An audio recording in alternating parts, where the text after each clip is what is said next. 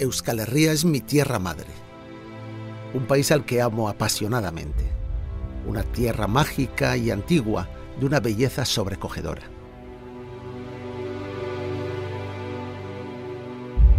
Nos gusta pensar que nuestra historia como pueblo es un misterio único e indescifrable, una historia romántica envuelta en viejas creencias, sin nombres ni fechas precisas. Pero eso no es historia. Esa es la mitología de un pueblo. He dedicado casi toda mi vida al estudio de Euskal Herria y a la investigación de su historia y su cultura.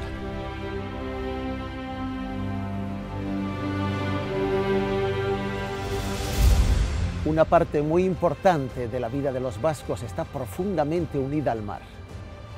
El mar ha modelado nuestra personalidad y nuestra historia de los últimos siglos.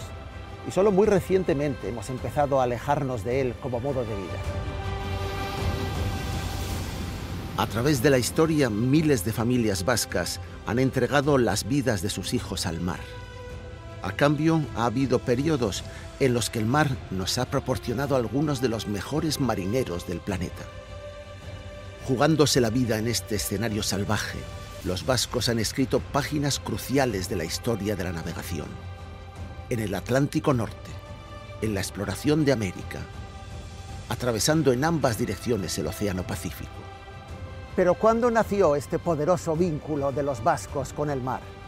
¿Cuándo conseguimos superar el miedo a su fuerza, a su olor, a su oscuridad y aprendimos a amarle?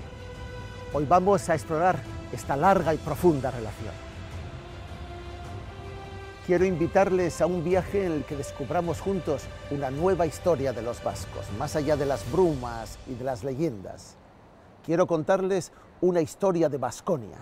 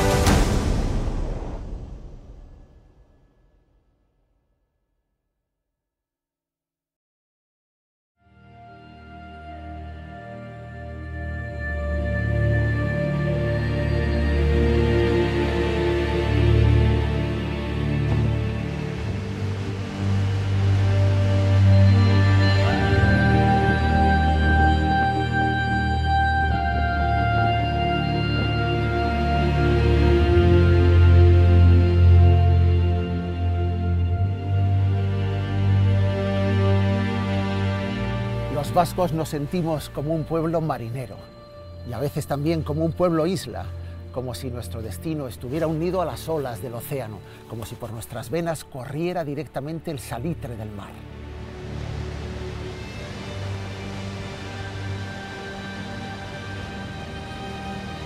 Pero esta comunión con el mar no siempre existió. En la historia, la relación de los vascos con las aguas profundas ha estado llena de dudas y desconfianzas, de miedos. Nuestro vínculo con el mar no es tan antiguo ni tan inevitable como a veces nos han contado, no tanto como se cree. Durante muchos siglos de nuestra historia, los vascos dimos la espalda al mar. Siglos de terror no tan lejanos, en los que su inmensidad nos aturdía. No nos atrevíamos a mirarle de frente. Investigar los capítulos más antiguos del libro de bitácora de los vascos y el mar nos revelará cuándo aprendimos a afrontar el océano y también cuándo y por qué nos alejamos de él atemorizados, para finalmente reconciliarnos definitivamente y escribir juntos una historia de plenitud y de madurez.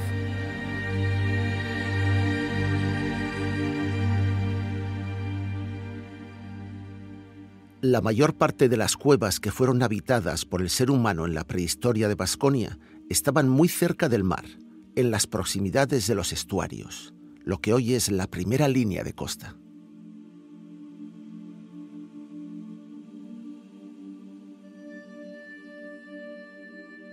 Entonces el planeta estaba helado hasta el sur de Alemania.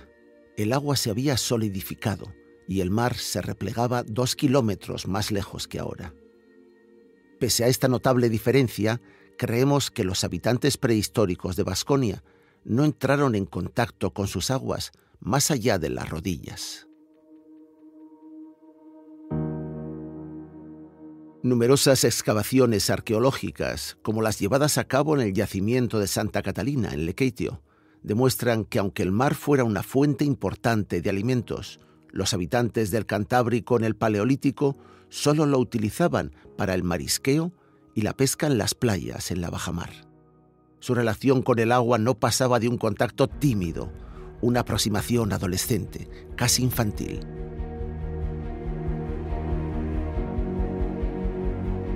Aquí mismo, en las cuevas de la punta de Santa Catalina, en Lekeitio, un grupo de arqueólogos ha dedicado muchas horas a discernir y escoger con pequeñas pinzas quirúrgicas todos los restos de vértebras, espinas y otros restos óseos de pequeños peces.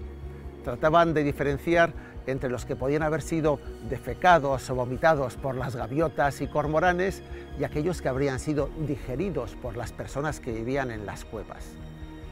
Querían diferenciar cuál había sido la forma de vida y la forma de relación de los hombres prehistóricos con el mar y cuál había sido su dieta.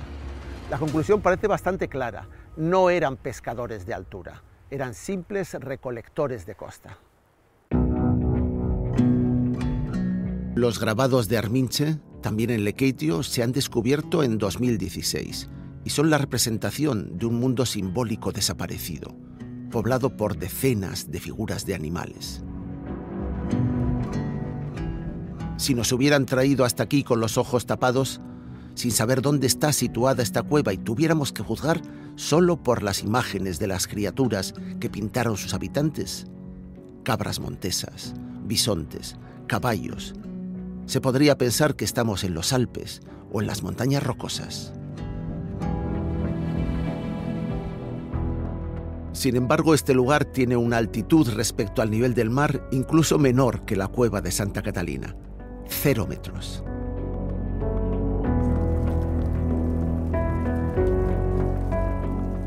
Hay certeza de que el plato favorito de aquellos pobladores del Paleolítico eran los cervatillos o las crías de cabras salvajes. Pero hace ya tiempo que los arqueólogos descubrieron que ocasionalmente también eran unos entusiastas devoradores de marisco. Sus cuevas eran un auténtico basurero de conchas de lapas, ostras, almejas y mejillones. Esto entra en contradicción directa con quienes confunden hoy la dieta paleolítica con la ingesta de bisontes. Aquellas personas pintaban un mundo simbólico. No se alimentaban de los animales que representaban. La relación entre los animales de sus pinturas y los restos de comida descubiertos es casi inexistente. Sabemos que el ser humano prehistórico de Baskonia era un voraz mariscador de bajamar. Eran grupos que frecuentaban las rías y las rocas de playa, pero nada nos permite pensar que llegaran jamás a sumergirse por completo en el agua del Cantábrico, ni que supieran nadar, y mucho menos navegar.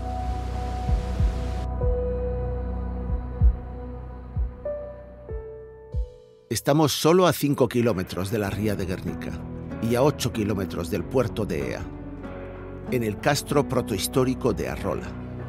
Desde aquí se ve un amplio horizonte de mar. Pero parece que los pobladores de los castros en la Edad de Hierro se alimentaban sin dificultad. Tenían una buena provisión de carne procedente de sus rebaños y suficiente cereal en sus campos. No estaban interesados en mojarse las piernas, ni siquiera para recolectar moluscos como sus lejanos antepasados de las cuevas. Sus condiciones económicas y sus técnicas de producción les permitían sortear el mar y seguir evitándolo. Mientras que en otros lugares, como en el Mediterráneo, se había producido una explosión de pueblos de navegantes. Los egipcios, griegos, fenicios, romanos, cretenses, cartagineses, que ya habían recorrido miles de millas marítimas. Los vascones y los bárdulos no se aventuraban jamás a subirse a una embarcación de altura.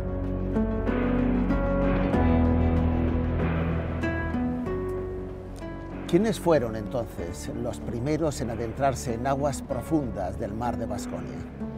¿Quién tenía la experiencia marinera y el conocimiento naval para atreverse a intentar dominar el océano?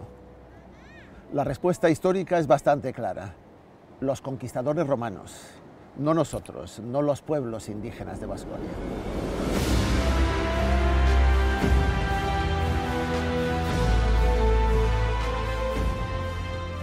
Los romanos se adueñaron de toda la costa del Cantábrico hace poco más de 2000 años. Para entonces podían presumir de haber heredado y perfeccionado una tradición de 2 milenios de navegación a vela en todo el Mediterráneo. Roma llega a Vasconia con un conocimiento exhaustivo de la navegación. Su soberanía sobre las antiguas tierras de los fenicios, griegos y egipcios les había otorgado la oportunidad de apropiarse también de toda su experiencia y cultura marítima.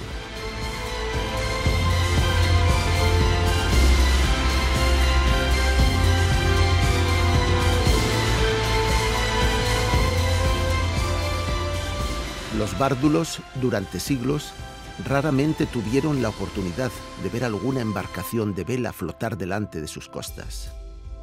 Con la única posible excepción de algún afortunado que estuviera mirando al mar justo el día que pasó por allí el barco del legendario marino Fíteas de Marsella.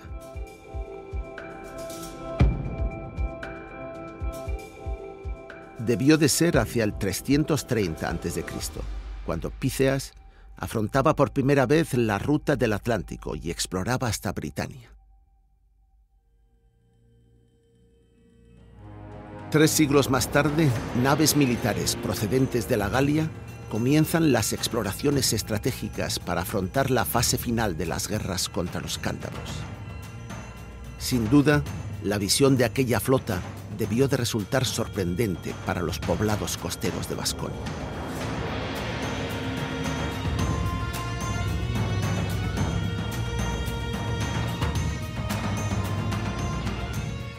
Julio César había llegado y conquistado el litoral hasta A Coruña, que llamó Brigantium, con una flota procedente de Cádiz. Unos años antes ya había dirigido también una expedición a Britania, la actual Inglaterra, desde la Galia, a través del Canal de la Mancha.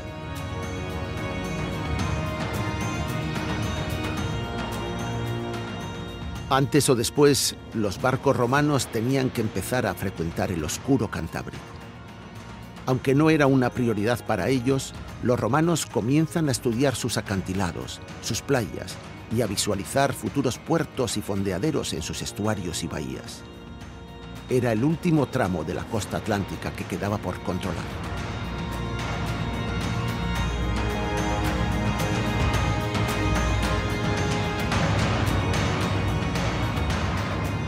Había construido faros en todos los cabos principales, desde Cádiz hasta A Coruña. Se estaba articulando una vía de comunicación fluida para la navegación. Solo les faltaba por cubrir el área cantábrica. Esto demuestra que nuestra costa fue la última en ser conquistada por Roma y, por tanto, la última en incorporarse a la navegación. A pesar de su dominio en el mar, los pilotos romanos no se encontraban especialmente a gusto en las aguas oscuras e infinitas del océano, pero tenían los conocimientos y recursos necesarios para afrontar con éxito travesías de altura, siempre que se mantuvieran a vista de costa.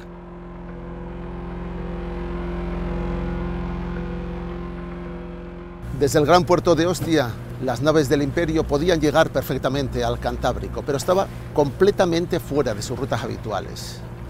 El gran geógrafo Ptolomeo lo había llamado el Mare Exterius, y Lucio Floro llamaba a este lejano y oscuro océano el Mare Externum, para diferenciarlo de su propio mar, el mar Mediterráneo. Los romanos llegaron a conocer perfectamente el Cantábrico, pero no les gustaba. Era un mar el que no se sentían a gusto.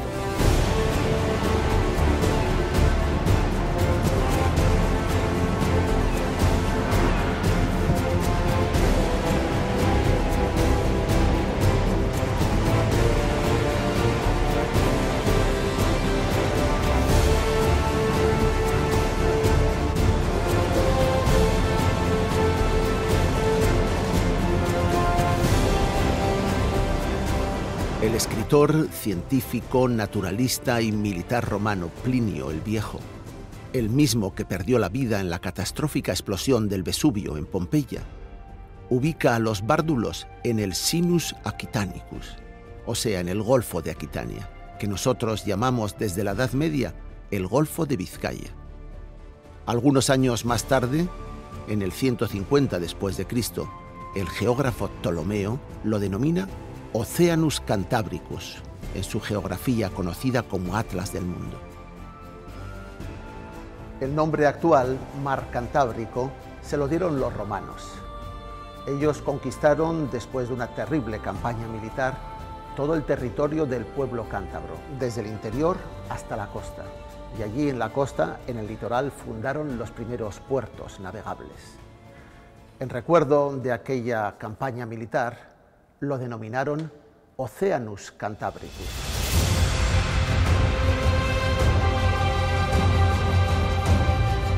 Mientras tanto, los bárdulos, situados entre el Golfo de los Aquitanos y el Océano de los Cántabros, continuaban viviendo de espaldas al mar, ese mismo mar que muchos siglos después acabaría cautivándoles.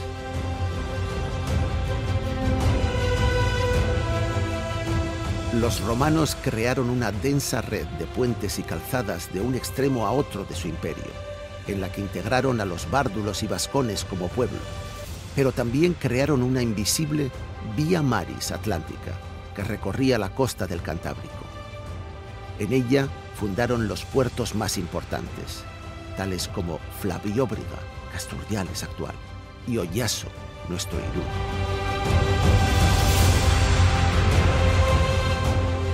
Las primeras descripciones conocidas del Oceanus Cantabricus van de ría a ría. Así las describe Plinio en el cuarto libro de su Historia Natural. Partiendo del Pirineus y siguiendo la ribera del Oceanus, hallamos el Vasconum Saltus, Oyarso, Losópida de los Bárduli, Morogi, Menosca, Vesperies, y el Portus Amanum, donde actualmente está la colonia Flavióbriga, es decir, Casturdiales, y sigue la región de los Cántabri, con 9 ciudades.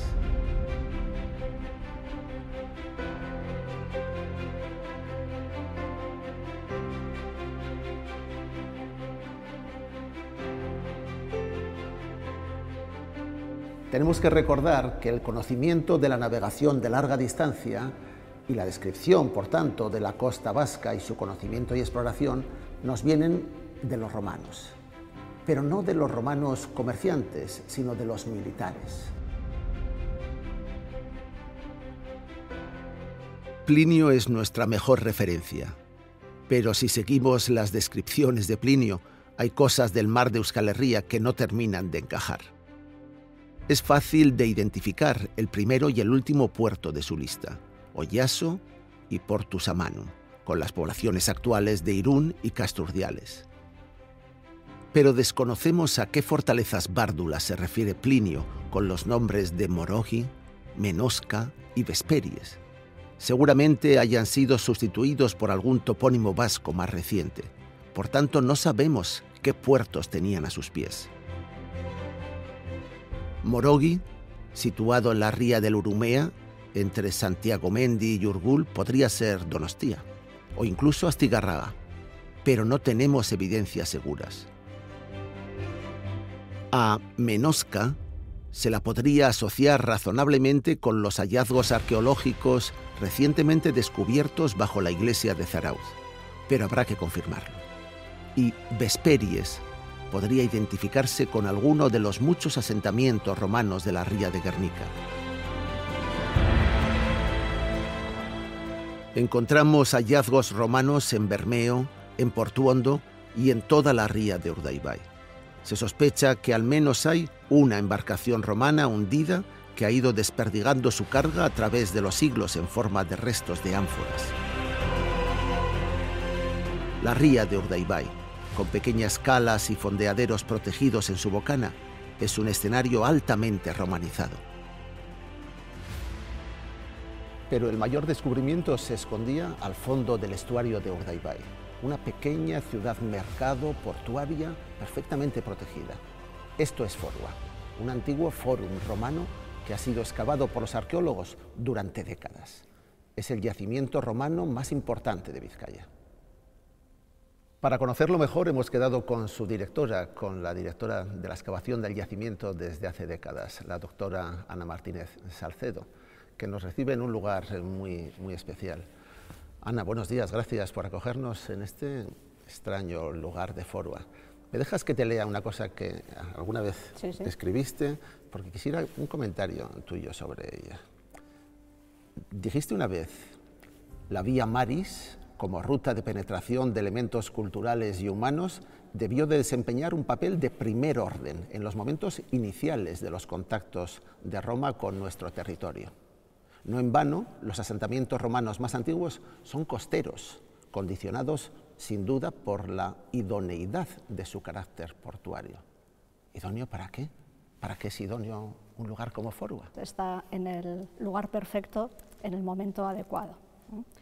Es el final de la conquista, el norte peninsular ha sido conquistado por Roma definitivamente a partir del año 19 a.C., y a partir de entonces será cuando, en función de ese comercio marítimo del que hablaba en el texto que citabas, se irán creando nuevos emplazamientos a lo largo de la costa, muy relacionados precisamente con este tránsito de mercancías, de personas. ¿Y cómo se llamaba? ¿Esto era Forua? ¿Qué quiere decir que haya un lugar que se llama Forua en Vizcaya? Estos foros se crean tras la conquista como modo de organizar un territorio, poblaciones dispersas, que dotándolas de un centro cívico que reuniera pues, funciones político-administrativas, comerciales y religiosas. ¿Qué se dedicaba la gente que vivía en Forua? ¿Qué instalaciones has encontrado que te permitan hablar de cuáles eran los oficios de las personas que estaban en Forua? Hasta ahora lo que hemos documentado son fundamentalmente hornos y talleres destinados a forja de hierro. Forja de hierro, herreros, por lo menos tenemos un buen número de herreros. Sí, en principio todo está relacionado con esta explotación de las materias primas que busca Roma en toda la zona conquistada, en el norte y en el Cantábrico Oriental, y lo que se está produciendo aquí básicamente es eso. No creemos que sea la única actividad, es la que conocemos. Desde luego el poblado ha tenido una actividad múltiple, como zona también de comercio, no solo de estos exportos y marineros serían frecuentes. Eso es, no solamente de estos artesanos que están traficando, exportando estos materiales, también a cambio están recibiendo una serie de bienes de consumo. ¿Qué reciben? Pues están recibiendo, por ejemplo, ajuares cerámicos que conforman la vida y cambian las costumbres de las personas que viven en la zona, con unas distintas maneras de comer, de cocinar, de consumir los alimentos. También reciben productos alimenticios, conservas de todo tipo, posiblemente también vinos de la región aquitana.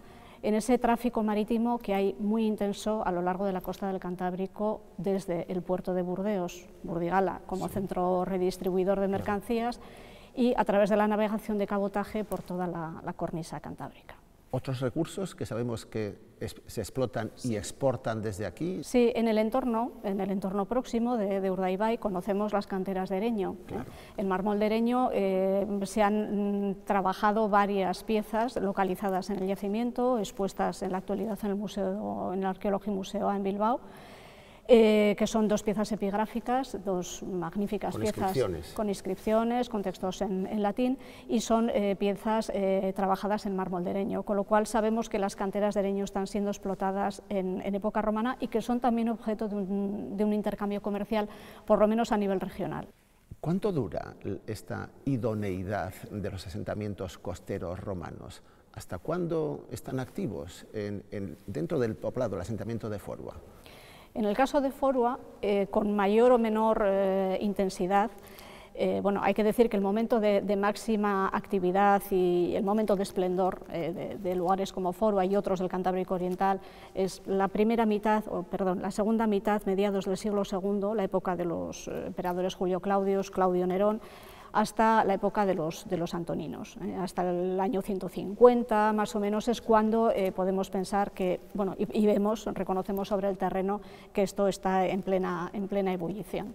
A partir de entonces las cosas empiezan a cambiar un poco, se sigue trabajando el hierro, se siguen explotando los recursos de la zona, pero se ven transformaciones en los edificios, se ve que la actividad comienza quizá a decaer un poco, pero sí mantiene vida cuando menos hasta mediados del siglo IV, ¿sí? Después de Cristo. ¿Por qué se van? ¿Qué es lo, ya no funciona la red? ¿Qué es lo que les falta? Yo creo que en toda la zona del Cantábrico Oriental no hay cueva, monte, lugar que no hayan revisado, que hayan pateado. Encontramos elementos romanos en los sitios más insospechados, en la búsqueda precisamente de esas materias primas.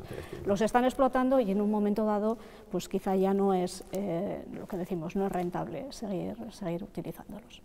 Pues muchas gracias, Ana, ha sido muy clarificador. Muy bien, un placer. De verdad que sí.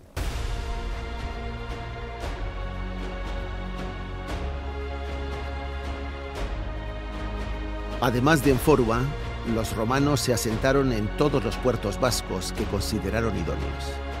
Musquis, Bilbao, toda la ría de Ibaizabal-Nervión, Plencia, Bermeo, Sucarrieta, Arteaga, Lekeitio, el Artibai, el río Deva, Zumaya, Getaria, Zarautz, Donostia, Oiartzun, Irún, Hondarribia, Siburu, Getari y Bayón.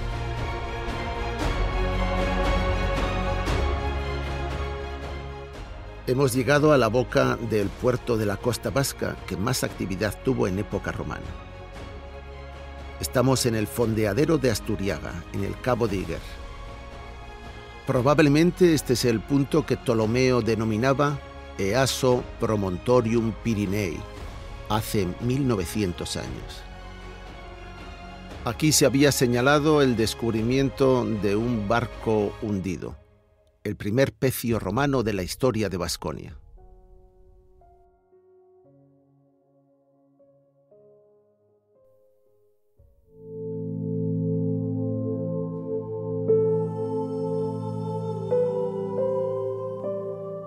Nos dirigimos al fondeadero de Asturiaga, donde, en las proximidades de aquel pecio, los buceadores José Angaldona y Mano Izaguirre, a 14 metros de profundidad, encontraron un conjunto de objetos extraordinariamente curiosos.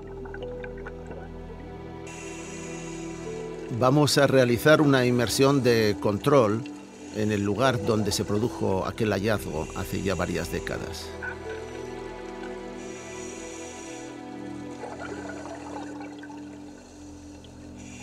Todos los historiadores vascos las conocen bien. Son unos pequeños apliques de bronce en forma de cabecitas de dioses romanos. Probablemente pertenecieron a algún cofre o un arca y servían como decoración de la misma. Lo que no creo es que casi nadie haya estado nunca más en el lugar exacto donde aparecieron. Y este es el lugar que queremos visitar.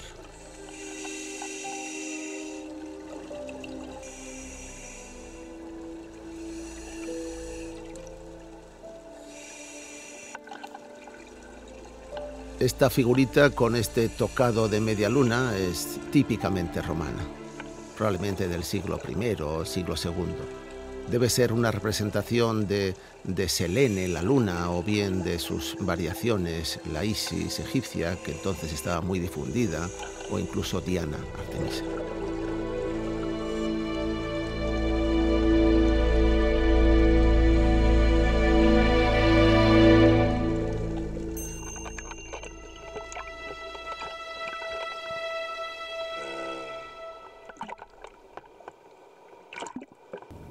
La persona que mejor nos puede hablar de la historia que hay detrás de los hallazgos que hemos estado viendo hace un momento en Asturiaga, junto al Cabo Iguer, y otros muchos hallazgos y distintas hipótesis de interpretación sobre la navegación en época romana, es en este momento la investigadora subacuática Ana Benito, que lleva unos pocos años, yo creo, ya trabajando sobre estos temas. Ana, te queríamos preguntar, ¿de qué época son los restos navales más antiguos que encontramos en la costa vasca? Son sobre todo no romanos, sino protohistóricos. Los más antiguos son protohistóricos. Un poco anteriores a la llegada de los romanos. Entonces, de las tribus que habitaban en esta zona, por ejemplo, aquitanos, vascones, caristios y otros. Y estas, una de ellas, sobre todo, es la canoa monósila. Canoas hechas en una sola pieza, en un solo tronco de madera. Eso es lo más antiguo que encontramos. Eso es. Y posteriores a esas canoas hechas en un solo tronco de madera, ¿cuáles son los siguientes hallazgos que encontráis? Bien, bueno, pues un poco lo que habéis visto esta mañana, o la zona por donde habéis andado. Ahí, en el año 75, se habla de que se localiza un túmulo de... Un túmulo es un montón de piedras y materiales. Eso es, pues un pecio en realidad de una nave mercante, con mineral de hierro, procedente casi seguro, claro, de las peñas de Haya, que están al lado, y además entre este material pues afloraban los restos del casco, junto a fragmentos de cerámica romana, que es muy habitual en esa zona. ¿Y cómo han llegado allí, tanto las del siglo I como estas tardías del fin de la antigüedad? ¿Por qué caminos han llegado? Bueno, utilizando la vía maris. En principio el océano, para lo que era el Mare Nostrum, el mar de los romanos, pues era algo desconocido, tenebroso, pero con las guerras, la conquista de la Galia por Julio César, pues se van adentrando por el Atlántico y ya empieza a ser un mar menos desconocido y menos tenebroso. Y a partir de ese momento también se conquista Aquitania, y entonces ya tenemos la unión entre Aquitania e Iberia y se empieza a navegar por el Cantábrico. Ajá. Y ese va a ser nuestro mar. Entonces ahí había dos tipos de navegaciones, una navegación de gran cabotaje, vamos a decir, y otra de pequeño cabotaje o de cabotaje medio, que se movía por nuestro golfo, lo que llamaban ellos el Sinus Aquitanicus, es decir, nuestro golfo de Vizcaya, o para los franceses de Gascuña. ¿Qué tipo de barcos se movían? En principio pensamos, también como hipótesis, que al principio evidentemente se movían con barcos traídos del Mediterráneo, pero posteriormente pues empezaron a construirse aquí en el entorno, vamos. ¿Hubo astilleros entonces, crees? Debió de haber astilleros, evidentemente. De hecho, Julio César, en las guerras de las Galias, menciona que se empiecen a construir barcos in situ para las tropas. Entonces, bueno, pues si se va a hacer para las tropas, después de la Paz Augusta, después de las guerras cantábricas, va a ser utilizado también para la navegación mercante, evidentemente, y para la navegación de personas, de mercancías. ¿Y esos barcos que se hacían aquí y que navegaban por este mar eran distintos de los del Mediterráneo? ¿Tenían que ser distintos? Sí, en principio sí, si los haces ex profeso tienen que ser distintos. De hecho, hoy también nuestros barcos pesqueros de aquí, los del Mediterráneo, no son iguales. Entonces aquí tenían que tener proa y popa más elevada, también un francobordo más alto. ¿Qué es? El francobordo es la distancia que hay entre la línea de flotación y la cubierta del barco. Y la borda del barco, claro. Así, o sea, eran más altos en proa y popa y más altos también en las bordas. Eso es. ¿Para qué? Pues evidentemente para hacer frente al oleaje, que aquí es mucho más habitual que en el Mediterráneo, al oleaje y a las marejadas. Entendido. ¿Y de tamaño? Y de tamaño, en el Mediterráneo, los que se han hallado andan sobre los mayores, sobre los 30 metros de eslora y unos 8 metros de manga, y sin embargo, aquí se supone que serían un poco menores y podrían andar entre los 20 metros de eslora y los 4 o 5 de manga. Encontráis mucha cerámica, me dices, porque es un objeto al final duro y que aguanta bien debajo del agua. Encontráis algunos restos de anclas, sobre todo, te has referido. ¿Por qué no encontráis más barcos? Ya.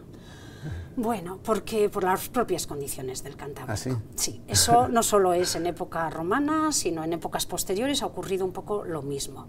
es muy difícil que se conserven bien pecios, es decir, barcos hundidos en nuestro litoral, porque si están cerca de la costa, pues resulta que con las mares de fondo, pues acaban al final destrozándose. Los tritura. Eso es, y los dispersa, entonces sí puedes encontrar restos, pero es muy difícil, sobre todo en las maderas, salvo que estas estén en zonas de cieno, de lodos, en lodazales, pero si no es muy difícil si están abiertos, en mar abierto. Y además hay que tener en cuenta que tenemos una plataforma continental muy estrecha, que a pocas millas de aquí encontramos ya el talud, hay un escalón impresionante, y está la fosa de Cabretón con casi 3.000 metros. Entonces, eso está muy cerca también. Sí, está muy cerca. Eso ha condicionado también la pesca actual, quiero decir que no estamos hablando de nada extraño, y es muy nuestro, ¿no? De todas las épocas, esto nos ha condicionado.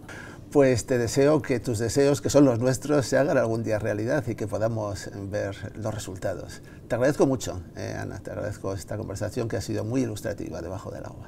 Ojalá lo consigamos, y muchísimas gracias a vosotros. A ti.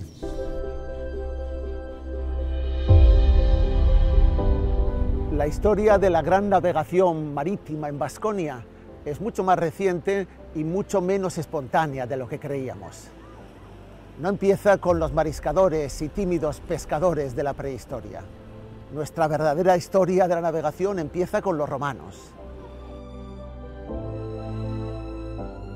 Y nuestro gran referente era el principal puerto del mundo, el puerto de Ostia. Ostia significa la boca del río Tíber, la boca, la puerta de Roma, la ciudad a la que llegaban todas las mercancías, toda la pesca, todos los marineros del mundo conocido por los europeos hace 2000 años.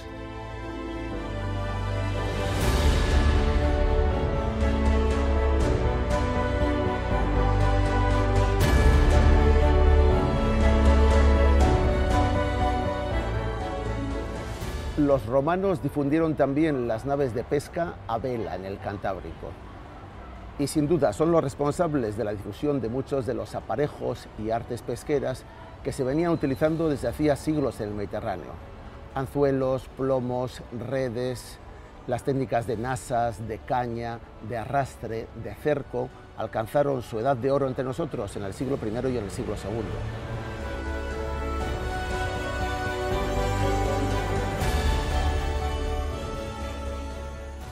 En los mosaicos romanos del Mediterráneo se aprecian las especies que se pescaban, prácticamente todas. El arte de la pesca también se lo debemos probablemente a los romanos. Nos enseñaron incluso a pescar sardinas ayudados por los delfines.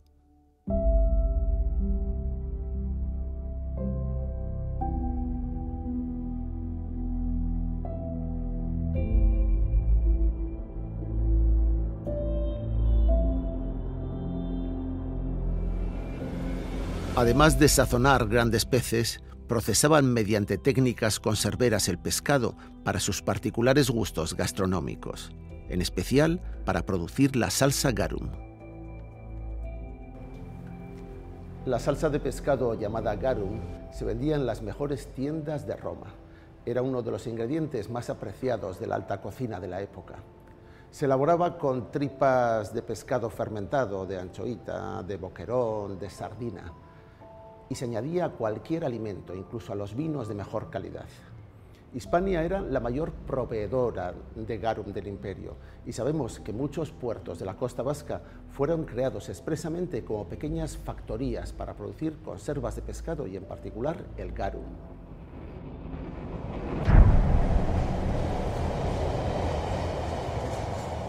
Primero en los años 80 y más tarde en el 2008 se excavó en Guetarí, en un lugar muy poco atractivo junto a las vías del tren, un emplazamiento donde había indicios de vestigios romanos. Allí aparecieron las piletas, las piscinas de las conserveras y salazoneras de pescado romanas.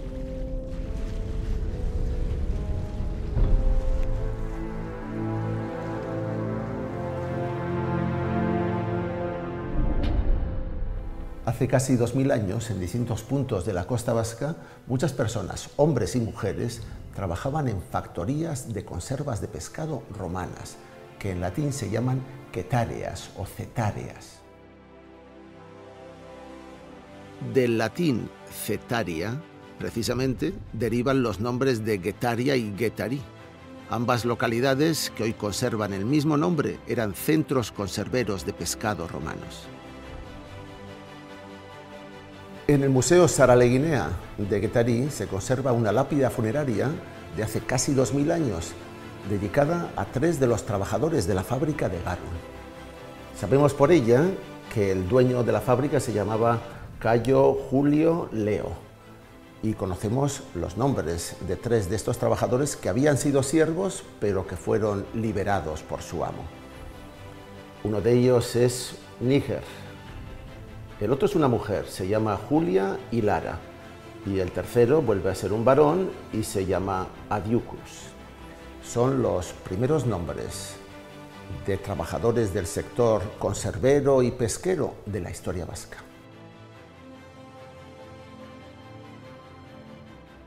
A menudo he pensado que este faro de Iguer, situado en un lugar tan extraordinario a caballo entre el mar y el monte Jaizkibel, muy probablemente fuese construido sobre las ruinas de una antigua torre de señales de época romana.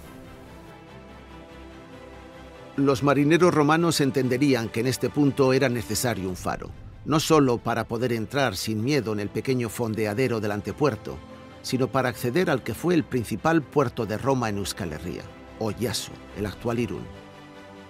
Para poder entender mejor el extraordinario papel que tuvo el asentamiento, el puerto de Oyaso en la historia marítima de Baskonia, recurrimos una vez más a la arqueóloga historiadora, a Merche Urteaga, que lleva, yo creo que unos 35 años estudiando la materia y estudiando este territorio. Merche, alguna vez has escrito, y yo lo he leído con delectación, lo siguiente. Dice: fueron ellos, los romanos, los que describieron y nombraron el territorio, los que narraron los modos de vida de los indígenas y los que provocaron cambios trascendentales en sus hábitos y comportamientos. El nombre de Oyaso, la primera vez que aparece citado, es en las descripciones que hace Estrabón. ¿Cómo sigue ese párrafo tuyo? No hay duda, a la vista de los resultados de las investigaciones recientes, que colonizaron el espacio guipuzcoano. Colonizar el espacio guipuzcoano. Instalaron factorías pesqueras en la costa, las famosas guetarias. Explotaron los recursos minerales. Ahí tenemos no solamente las minas de Arditurri, sino todas las que están apareciendo. Construyeron puertos, calzadas, puentes, crearon nuevos asentamientos y reorganizaron los precedentes. Hasta los rincones del valle de Urbía, al pie de Aizkorri, llegaron manufacturas de sus industrias. ¿Qué significa Oyaso para Roma? ¿Hay alguien en Roma que sabe dónde está Oyaso? Por supuesto, sí. Porque primero este Estrabón que he citado es un griego que vive en Roma en época de Augusto y de Tiberio, o sea, hace unos 2000 años. Y él utiliza además fuentes más antiguas. Y a un empresario del puerto de Roma, a un empresario del puerto de Ostia, ¿había oído hablar de Oyaso? En la Guetarí, que está a 15, 20 kilómetros de aquí, por ejemplo, dentro de lo que eran las piletas donde se fermentaba el pescado para hacer las conservas, apareció una inscripción, ¿no? una inscripción en la que aparece un nombre que es un ciudadano, o sea, es un ciudadano de Roma que ha decidido hacer negocios y ha hecho una inversión y ha instalado una fábrica de conservas de pescado aquí. ¿Qué significa la fundación de un lugar, un puerto, un establecimiento urbano como Oyaso para las poblaciones indígenas? ¿Qué significa? Pues vamos a ponernos en la piel de alguien que pertenece a la élite indígena cuando llegan los romanos y probablemente significa una oportunidad de asimilarse a esa cultura y de seguir siendo una élite. Y para los campesinos o, por ejemplo, para los pastores, probablemente no hubo ningún cambio. Siguieron viviendo con los emperadores marcando los calendarios y demás, y otros recogiendo impuestos, pero ellos prácticamente lo único en lo que cambiaría sería que tenían a su disposición vino a saber de dónde, y poco más. Entonces, eso hay que dejar así de matizado. ¿Cuál era su ámbito de relaciones? Si coges un compás y trazas desde Santander, bajas, ¿no?, hasta La Rioja, el Valle Medio del Ebro, y sigues luego cerrando el círculo pasando por Burdeos. Ese es el territorio del que se abastece y donde intercambia Oyaso sus producciones. 250 kilómetros de radio, sí, es un círculo inmenso, eso es un mundo. Eso es, y además abierto, es la salida, claro, al mar del Valle Medio del Ebro. O sea, que no te olvides que Oyaso está dentro de la demarcación territorial de Zaragoza. Claro, claro. Y entonces también todo lo que produce el Valle Medio del Ebro sale, si tiene que ser intercambiado en un comercio de larga o media distancia, a través de Oyaso. Y si tuviésemos que hacer un balance final de estos 5 siglos de historia de Oyaso, particularmente en lo que respecta a la cultura marítima, ¿sería válido hasta cierto punto decir que este es el mayor centro de difusión de la cultura marítima en Euskal Herria? Vamos a decir que es el puerto que administrativamente está mejor dotado. Claro. Este comercio está moviendo además un sistema de impuestos. Cuando sale de una provincia, cuando entra una mercancía en una provincia, hay una serie de impuestos que hay que pagar al fisco, que se beneficia el Estado. Entonces, y también incluso para la pesca, no se puede salir a pescar si no se tiene una licencia, que también hay que obtenerla. Entonces, claro, Roma es un sistema administrativo que lo que trata es de drenar los beneficios y de hacerse con parte de esos beneficios. Entonces, desde ese punto de vista, Oyaso, el puerto de Oyaso, parece que es el mejor organizado administrativamente. Pues nos queda así todo mucho más claro. Muchísimas gracias, Marcha. De nada, Alberto.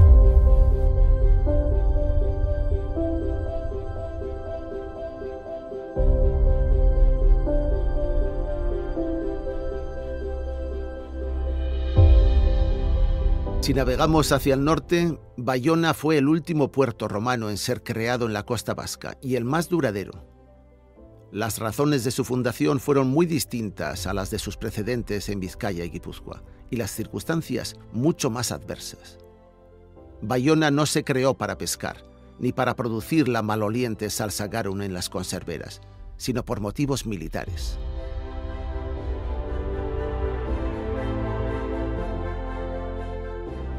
En un momento crítico de la crisis del Imperio Romano, al final del siglo III, se construyó aquí un puerto militar fortificado, una base naval con una guarnición permanente de infantería, a la que llamaban Lapurdo, y que ha dado nombre a Lapurdi. Fue la llave del comercio y el aprovisionamiento militar a través de la red fluvial de la Baja Aquitania. Las calzadas romanas empezaban a ser inseguras y era preferible moverse por el agua. Lapurdo fue un puerto romano con una actividad tardía, pero intensa. Aquí metían las grandes embarcaciones fluviales de remo y vela cargadas de grano o de vino, las naves marítimas de transporte de ánforas de aceite, los barcos militares. Aquí los armaban y aquí también los reparaban. La situación social del imperio en aquel momento era muy complicada. Había revueltas populares, empezaban a llegar las primeras invasiones de los bárbaros. Los pasos por tierra se habían vuelto peligrosos. La única salida era reorganizar el ejército y utilizarlo para apoyar lo mejor que sabían hacer, mover mercancías y hombres por el agua. Bayona era la llave de seguridad de la Alta Aquitania. En el agónico proceso de caída del imperio, llegaron en masa los germanos, los bárbaros. Suevos, alanos, visigodos, y para desgracia de muchos, también los vándalos, que fueron los únicos que llegaron a dominar las técnicas de navegación del mundo antiguo. En ese momento la población local vascorromana dejó de navegar. No tenían a dónde ir ni para qué. La guarnición de infantería acantonada en Lapurdo tenía un radio de acción muy limitado y sobre todo terrestre. Se hundió la navegación comercial. Probablemente los únicos que seguían navegando ocasionalmente eran los militares. Toda la administración imperial romana de las provincias del oeste, Hispania al completo, se militarizó. Cargar un barco con mármol de las canteras de Ereño en el puerto de Forua o transportar salsa garum producida en Guetaria o Guetarí dejó de tener sentido.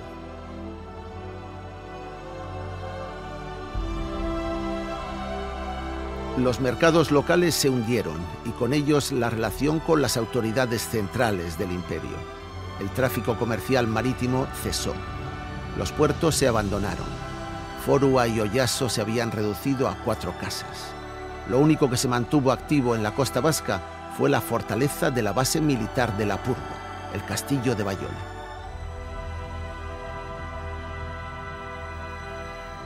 Las poblaciones portuarias estaban deshabitadas. En Bermeo, en Lekeitio, en Guetaria, ya casi no quedaba ni un alma. 10 años más tarde, en el 445, casi al borde del colapso del Imperio Romano, los vándalos, que se habían asentado en Túnez, la vieja Cartago, tras haber conquistado los lugares más ricos a los romanos, vuelven de África por la costa atlántica, comandados por su rey Genserico.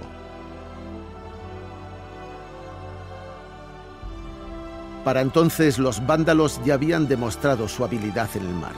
Eran los bárbaros que mejor navegaban, con mucha diferencia. Fue precisamente ese dominio lo que les permitió llegar a Roma y vandalizarla durante 2 semanas.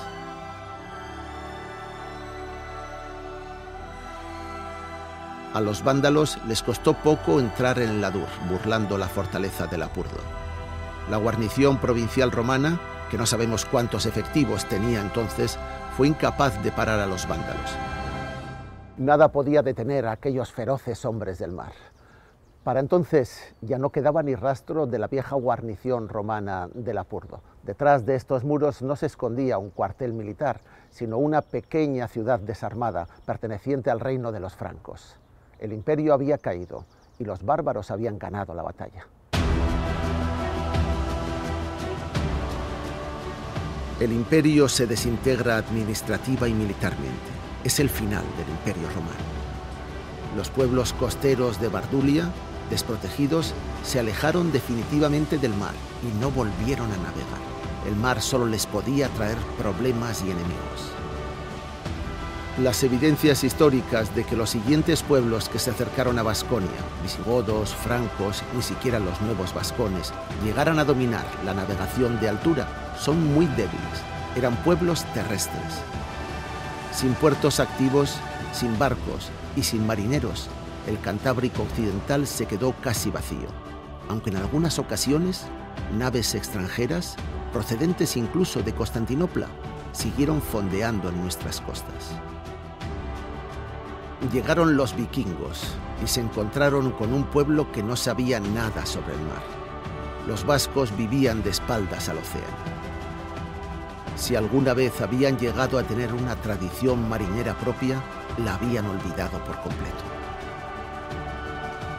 Cuando en el siglo IX, en el año 848, pasan por Vasconia velas vikingas que pudieron hacer alguna invernada en el Adur, encuentran a un pobre pueblo de labradores, clérigos y un puñado de familias guerreras mal equipadas.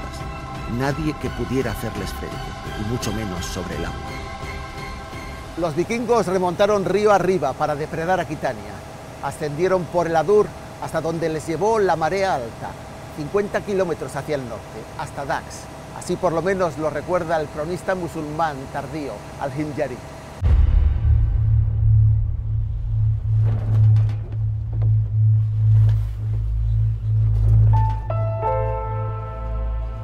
Los vascos vieron durante siglos, desde el VI al X, pasar por delante de sus costas velas exóticas, la mayor parte de ellas enemigas, sin ninguna capacidad para desafiarlas, ni siquiera de imitarlas. Una antiquísima leyenda vasca cuenta que una incierta mañana del siglo IX alguien vio pasar alrededor del Cabo de Ogoño una nave con una exótica vela y una gran cabeza de dragón en la proa. Y la visión de aquellos extraños marinos de ojos claros pudo haber causado un impacto tan potente en la imaginación de los aldeanos locales que dio lugar a uno de los grandes mitos fundacionales de Euskal Herria, el de Jaun Zuria, el rubio nórdico, que desembarcó en Busturia, el primer señor de Vizcaya. Le eligieron como caudillo para que les defendiera en una pelea contra el rey de Asturias, de la que salió victorioso, tiñendo las piedras de rojo con la sangre de los enemigos. Allí nació el nombre de Arrigorriaga.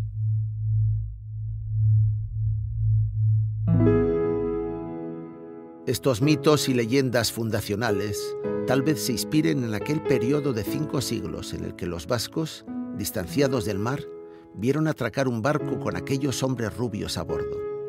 Es posible que hicieran alguna parada en Urdaibai, quizás solo con la intención de cargar agua dulce al lado de la iglesia de Aspe, en Busturia.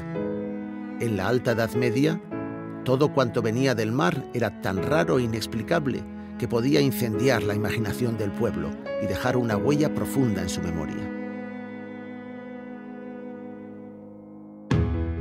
El despertar de la edad de oro de los marinos vascos aún estaba por llegar. Faltaba mucho tiempo. Durante siglos, antes y después de los romanos, el mar era una barrera de terror para los vascos, una frontera que parecía imposible atravesar.